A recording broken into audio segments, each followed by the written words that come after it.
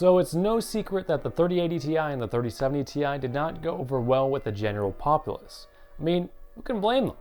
When you're looking at gains in the single digit percentiles and charging an extra 20 to 50% for those improvements, it comes off as a massive money grab, not gonna lie.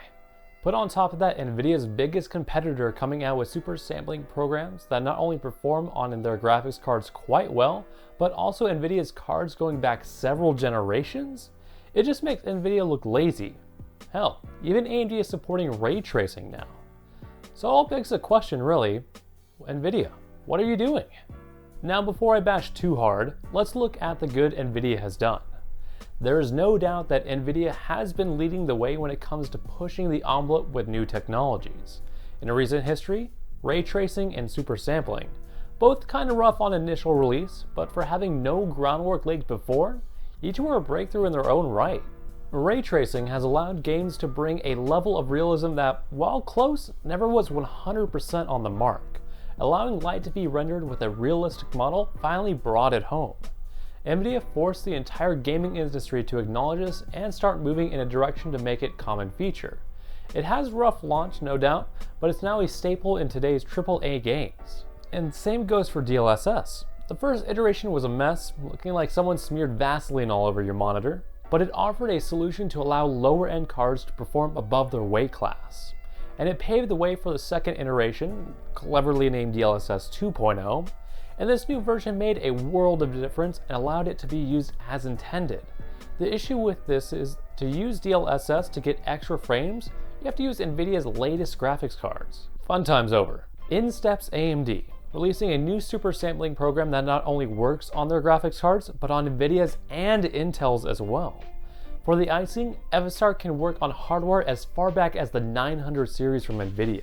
That's a game changer because it's exactly what super sampling programs should do.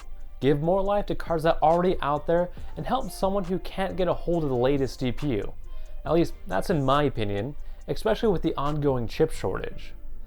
So what does NVIDIA insist on keeping DLSS locked to their RTX cards? The answer might actually be pretty straightforward. DLSS is most likely dependent on tensor cores found in the RTX cards.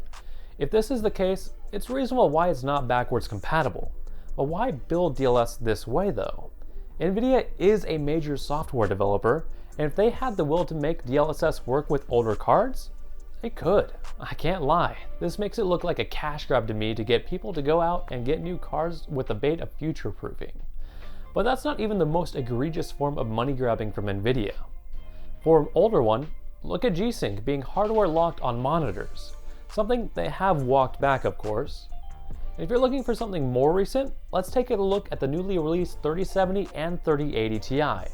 Sorry, the Yeah, NVIDIA, that's not going to catch on, let's be honest here. In the past, the Ti's have represented a significant jump in performance for the price. The 900 series, 1000, and hell, even the supers on the 2000 series had a solid jump in performance for the price difference. This was due to there being anywhere from about 20 to 30% difference between the given X80 cards and the Titans. The Ti's offered a card closer to the Titan while still being at solid price for that performance. This was due to there being anywhere from 20 to 30% performance difference between the given X80 card and the Titan. The Ti offered a card closer to the Titan while still being at a solid price for all that performance. This time around though, it's different. The 3080 Ti, while it does compete neck and neck with the 3090, it's only an 8 to 10% increase in performance for a small 50% price hike. Now that's a mood killer, not gonna lie. And to be fair, that's looking at MSRP when comparing these GPUs, and we are not playing by those rules in this market. And just to touch on it real quick, not a single price tag has been spared since the chip shortage began. Wombo comboing that with scalpers and miners, and we have a hellscape of a market right now when trying to get new cards.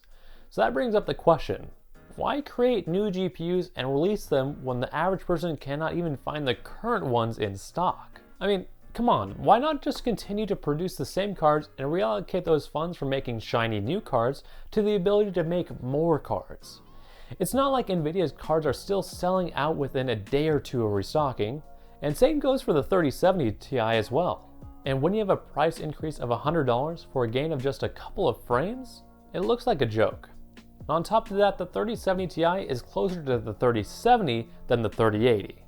And that just beats the entire point of the Ti series. I mean, to start with the obvious, what if NVIDIA just came out and said they were skipping the rest of the Ti's this generation, and instead they were going to focus on trying to expand their production capabilities? This would have been a massive announcement, and while they may hurt a bit more in the short run, they would gain a ton of respect from buyers.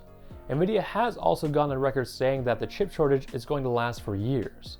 So why not take a stance to show that you're trying to fix it? I mean, just look at TSMC or Samsung.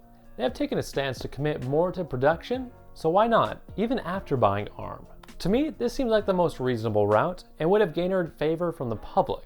But hey, money printer go brrr. I know I'm sounding a bit harsh, but it does come from a place of caring. I do love competition in the marketplace because it drives innovation, and this is better for the consumer at the end of the day. If you have any comments or thoughts or want to talk about this subject or any possible solutions, feel free to leave a comment below. I do want to hear what you all think, as well as talk about this exact subject. And that's going to do it for this video. If you think we've earned it, make sure to subscribe. And want to be notified when videos go live, hit that bell and follow us on Twitter at tech_for_thought.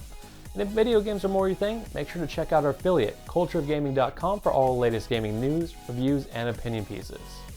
I do hope you have a great rest of your day, and I'll see you next time.